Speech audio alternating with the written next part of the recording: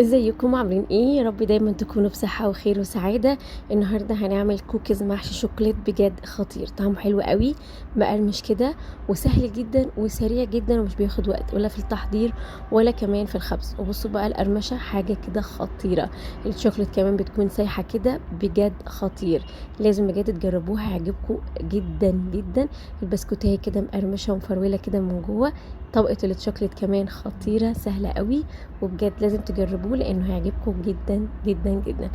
مقادير سهله قوي، يلا بينا نشوف عملنا الجمال ده ازاي. اول حاجه عندي زبده بدرجه حراره المطبخ تكون لينه، هحط عليها سكر بودر، وهكتب لكم المقادير بالتفصيل في صندوق الوصف.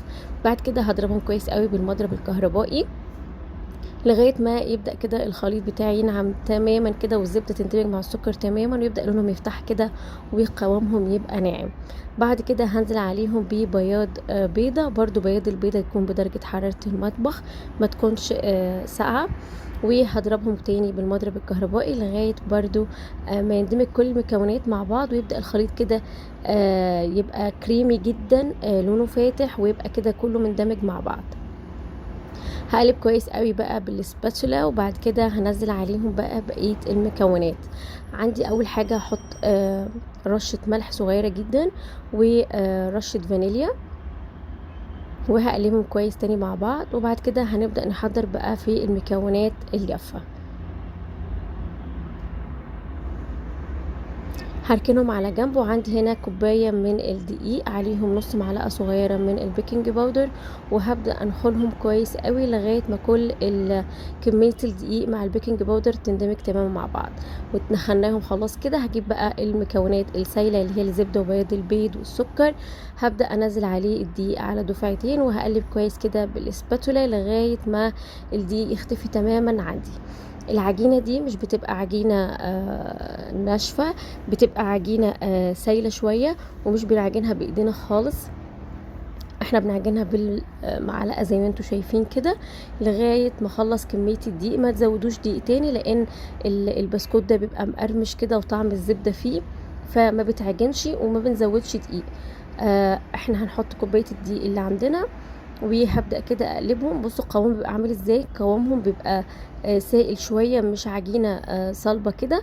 هحطهم بقى في طبق صغير كده، وهحطهم في الفريزر لمدة 10 دقايق.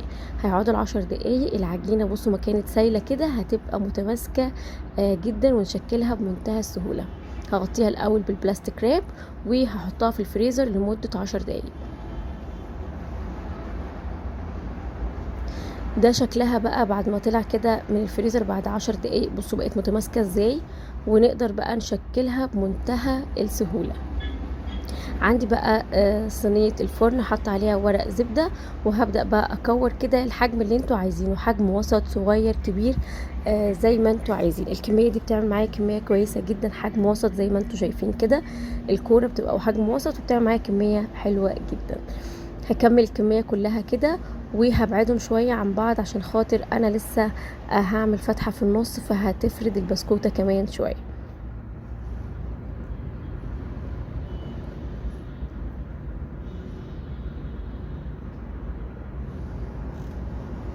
كده خلاص انا هخلص التكوير، خلصت الكمية كلها. بعد كده بأي معلقة بقى صغيرة كده ابدأ اجوف البسكوتية. بس لو معاكم يعني لو معاكم معلقة، لو حسيتوا ان انتوا البسكوتة بتاعتكم بتلزق في المعلقة، ممكن تدهنوا ظهر المعلقة ب سنة زيت كده بسيطة جدا.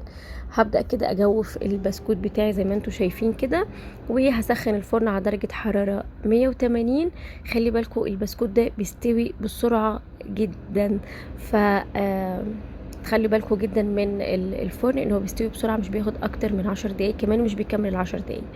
بصوا بقى بتطلع محمره من الاطراف ازاي، وفاتحه شويه من جوه، وبتبقى واخده لون خطير.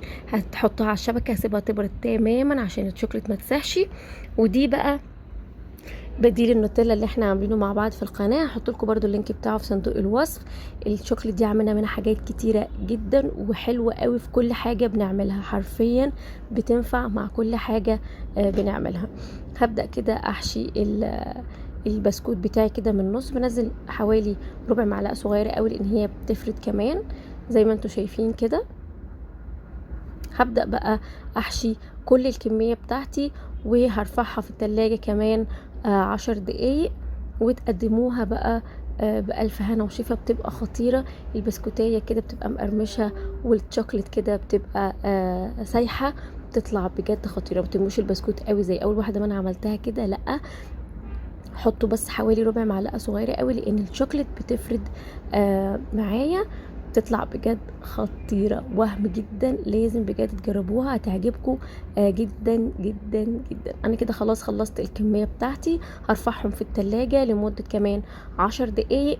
بتطلع بقى خطيرة، تقدروا تقدموها بقى مع كوباية شاي، فنجان قهوة، بتطلع بجد رائعة. احلى حاجة كمان في الموضوع ان البسكوتة مقرمشة جدا جدا وهشة من جوه، وطعم الزبدة فيها خطير، وما خدتش مننا ولا وقت ولا مجهود، وكمان بتستوي بسرعة رهيبة.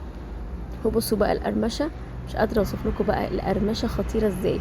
ريحة البسكوت بتبقى مالية الدنيا بطريقة غير طبيعية، وبصوا بقى الشوكولاتة بتبقى سايحة ازاي من جوه، بجد خطيرة. لازم تحضروها مع فنجان قهوة كوباية شاي واستمتعوا بقى. لذ بسكوت هتحضروه في اقل من 10 دقايق. لو عجبتكم الوصفة ما تنسوش تشتركوا في القناة وما تنسوش تعملوا لايك للوصفة.